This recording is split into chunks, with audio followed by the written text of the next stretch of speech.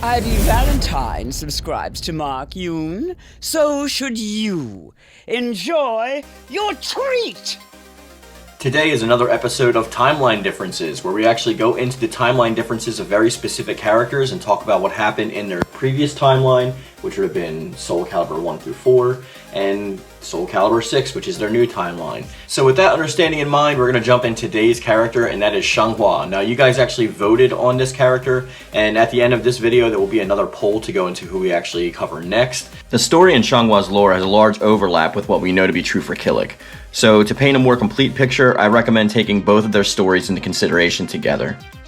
In both timelines, Xianghua's story actually begins way before she's born. And this backstory is consistent between the two as well. Her mother and father were both Ling Shengsu students who fell in love. However, their lives as monks forbade them from being together. Xiangfei, Xianghua's mother, was found to be pregnant with her first child, Xinglian, and was excommunicated from the temple. Her child was taken from her and raised to be a student of the Ling Shengsu, and she herself went to be with her family, the Chai family. But before she left, her lover, Kong Shuquang, gave her a sword as a promise that he was going to come find her. Unbeknownst to Xiangfei, that sword was the Krita Yuga, one of the 3 sacred treasures in Ling Shengsu's possession. Xianghuang had stolen it to give it to her. He attempted to fulfill his promise to her and left the temple to find Xiangfei, but her family turned him away before she could ever know that he was there for her, forcing her to raise the child as a single mother. The Ling Shengsu found out that Xianghuang had stolen the sword and went to find it, but upon entering the Chai household, they were met with the sight of a young girl practicing sword arts with an old, beat-up looking sword.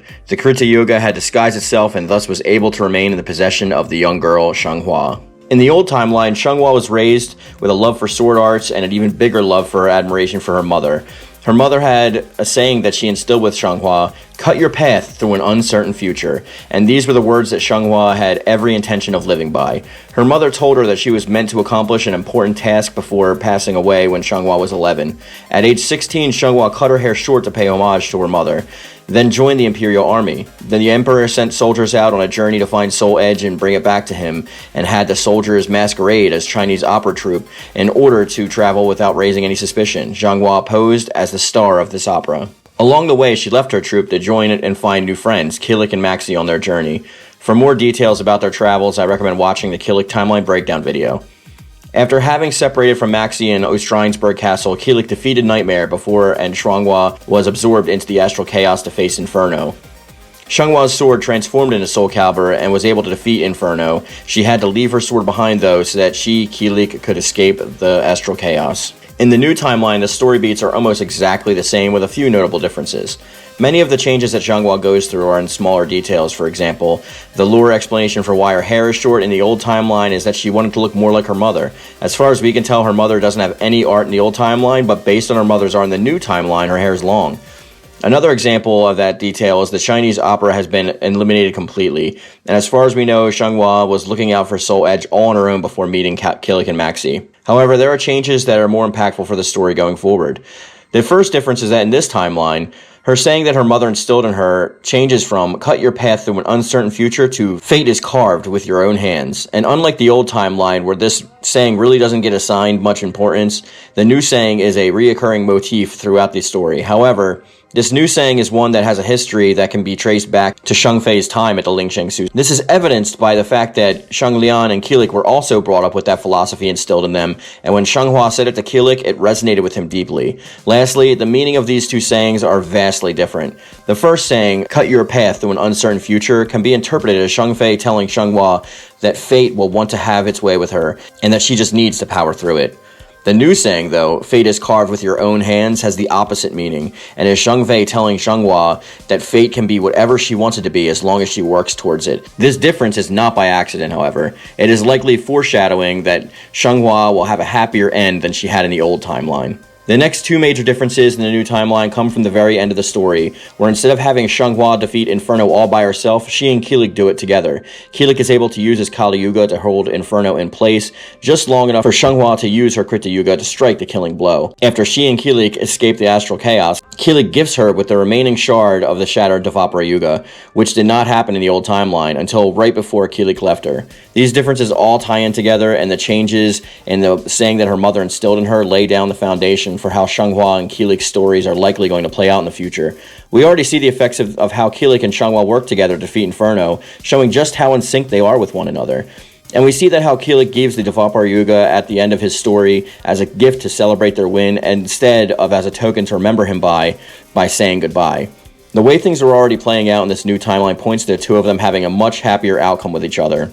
However, that is not to say that the past completely erased either. In Libra of Souls, the Conduit becomes acquainted with Liang Lingyu, a new friend to Xianghua that she did not have in the old timeline. Lingyu confides in the Conduit that her attachment to Xianghua stems from how Xianghua reminds her of her deceased little sister. Lingyu's little sister's name was Lexia. Whether this is simply an Easter egg or a hint at what's to come is yet to be seen, but after everything discussed, it's clear that the stage is set for Xianghua to have a much less passive role in the story going forward. She will continue to carve fate with her own hands, and in the end, she may even be able to carve a fate that makes her happy. It seems redundant to point out the differences between the stories at this point because they are not just few and far between, they are vastly interlocking with each other, and it seems that not only are they setting up for a future story and future goals for these characters and their relationships with each other, but it's also setting up for the future roles that they're going to be playing in the overarching story. And these are from tiny little changes that we see to vastly big changes that we see, like Xianghua's mother actually giving her a different life lesson than she did in the previous timeline, setting her down a different path, just like it would be if akin to Ben Parker, Uncle Ben as we know him from Spider-Man, telling Peter not with great power comes responsibility, but if he said with great power comes a buttload of cash, you know? Like Spider-Man would have went down a completely different path, and his Uncle Ben's living father's words to him would still be hanging just as true, but with a different meaning altogether. And that's what I can liken this to. But we're going to be seeing a lot of different changes throughout these, and these characters are actually doing changes themselves as well. So it's fun to watch them go through this together, this journey, and fun seeing them actually change, and the story being a more overarching story as opposed to just singular stories that kind of like mesh together as it was before. They have a lot more in common with each other, and we're going to see a lot more changes also down the road. But before we end the video, I actually want to talk about the poll that we had in the last video. Which franchise in the fighting game genre has actually handled monetization the worst? And the choices are Tekken, Mortal Kombat, Street Fighter, and other. And we had Tekken come in with 13% of the votes with their new Battle Pass. We had Mortal Kombat come in with 61% of the votes, which is the overwhelming majority. I'm guessing the seasonal fatalities and a lot of their microtransactions have to do with that. Street Fighter came in at 17%, which is just above Tekken. As you know, they also have a Battle Pass, and a quite expensive one at that. And other was 9%, and you can actually see the comments on the screen as we're reading this, and this is out of a 173 vote poll.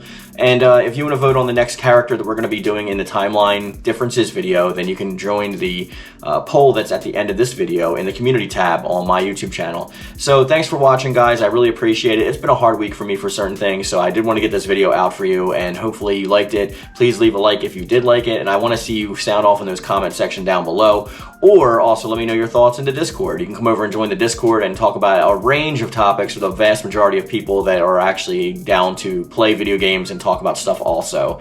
And as I always say, guys, I love it. Thank you. And thank you.